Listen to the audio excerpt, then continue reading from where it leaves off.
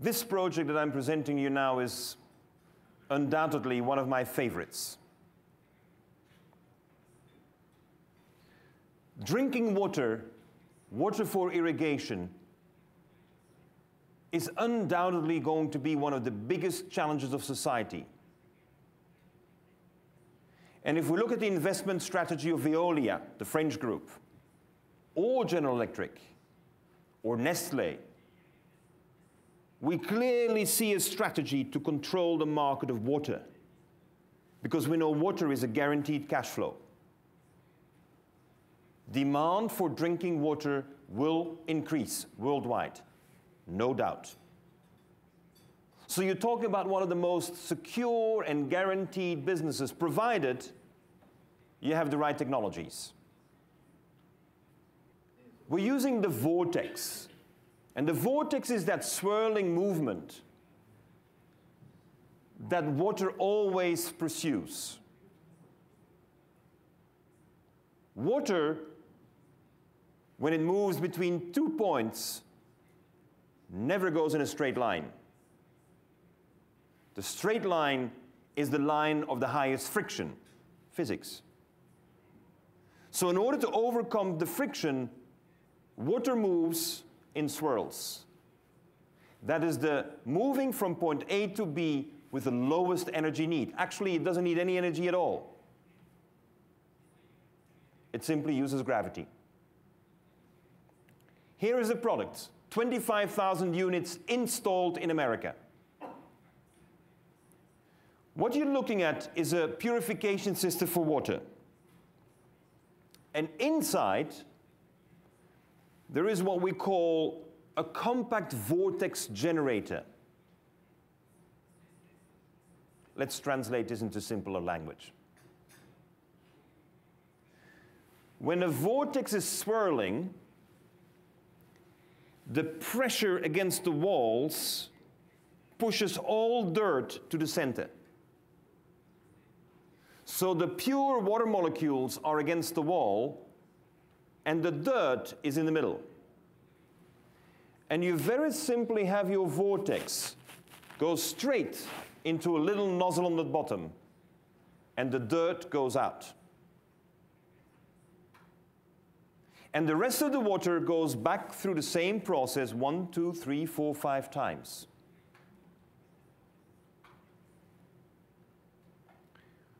We're purifying water without filters. No membranes, no filter, no pump. Now, I have visited General Electric's reverse osmosis research center in Singapore. Countries like Singapore, Hong Kong, Taiwan, China are going to get a crunch in water very soon. And all investment today goes to reverse osmosis. We're using the laws of physics. 25,000 units installed in the United States allow us to take out all the iron and all the manganese purely by the laws of physics. When it's brackish water, typically like you have in Colorado or in New Mexico, when you have brackish water, or like you have it in Rajasthan, where the lowering of the water table brings in more salt water into the wells. We install those systems, we take out the salt. Last Friday, we installed the first industrial system in Osaka.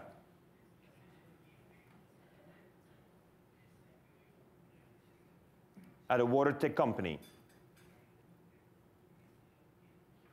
And on the basis of that, 1 day of test results, investment decisions were made last week. If you see it, you believe it. That's what we need.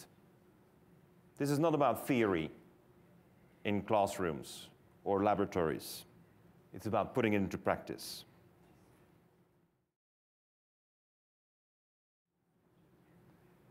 But to conclude, I would like to give you a case in which I've been involved for 25 years. Actually, 26 years. A savanna in Colombia destroyed forests because people wanted cattle farming, has been regenerated into a rainforest. Over 25 years, we have moved in biodiversity from 11 to 256 species. Regenerating a forest means that you create a forest cover, and when you have a forest cover, you will have more rain because it's cooler. We planted, amongst others, pine trees, and we tapped the pine after 7 to 8 years. The pine gives us turpentine, a liquid fuel, and biochemicals. We process everything on site. We do not need any fossil fuels in that region anymore.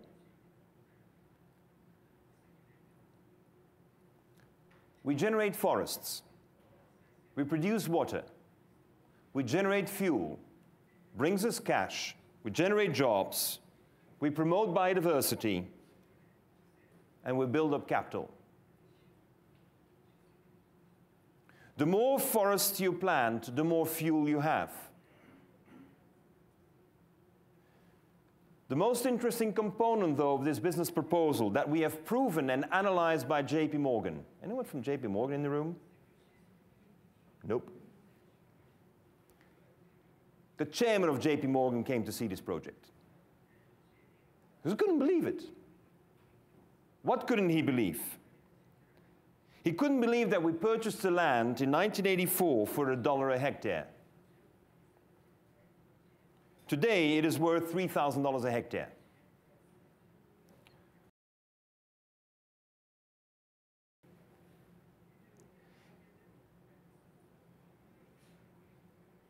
What I can demonstrate with our experience is we beat the hardest parameters we can impose on ourselves in ROI and capital gains. Last Thursday and Friday, I had the visit of Stan Shi, the founder of Acer Computer. After Stan Shi saw the operation in Osaka with a vortex, he committed $30 million. The papers were signed last night. The vortex technology alone has 37 business applications, 37, proven today. And he saw one.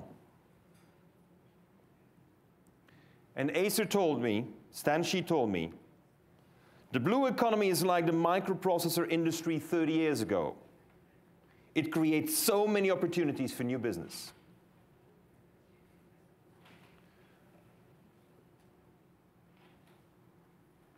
I would like to invite you to consider this enormous portfolio of opportunities.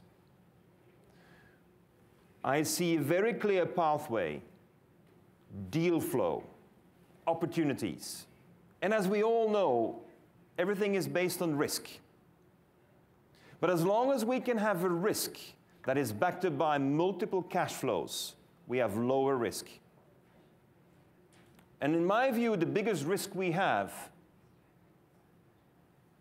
is the reticence on the market to adopt new technologies. Our businesses are so entrenched in what they have decided is their pathway forward that we need rather out-of-the-box thinkers like a Stan Shi, who when I learned to know him had a $170 million business selling multi-tech computers. Today, Acer is a $60 billion empire. And for me, it's a great honor to have someone like Stan Shi, as founder of Acer, to be the first one to back it up. Because in the end of the day, we need leadership.